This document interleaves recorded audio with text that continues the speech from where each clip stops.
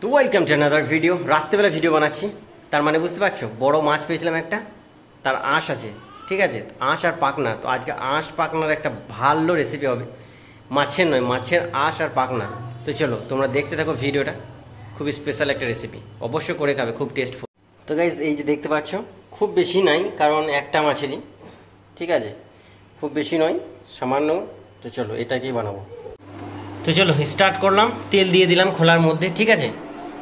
তো তেলটা অল্প গরম হতেই আমি এখানে দিয়ে দেবো একটা পেঁয়াজের পেস্ট, মশলাগুলো আমি দিয়ে দিই। তো এরপর দিয়ে দেবো হলুদ, এরপর দিয়ে দিলাম আমি জিরে গুঁড়ো। এবার মশলাটাকে আমি ভালোভাবে ভেজে নেবো। সবচেয়ে ইম্পর্টেন্ট জিনিস সেটা হচ্ছে লবণ, এবারে এটা দিতে হবে, হ্যাঁ, পরিমাণ মতো দিয়ে দেবে। তো এরপর আমি দিয়ে দিচ্ছি আঁশ।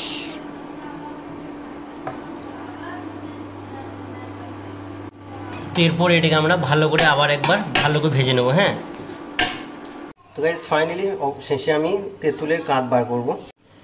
তো এই রেসিপির জন্য অবশ্যই তেঁতুল দরকার। তো ফাইনালি আমি তেঁতুলের কাঠটা বার করে নেবো।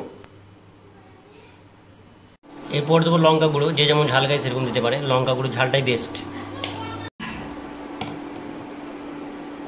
তেঁতুলের যে কাঠটা করেছিলাম সেটা দিয়ে দেবো, এটাতেই তো টেস্ট আসবে না। এবার আমি এখানে অল্প পানি দিয়ে দেবো, অল্প পানি দিয়ে দিয়েছি।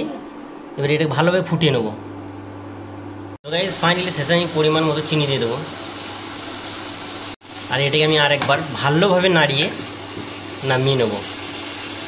ফাইনালি আমাদের আসলাম একদম রেডি হয়ে গেছে খাওয়ার জন্য, আর আমি এটাকে একবার টেস্ট করব।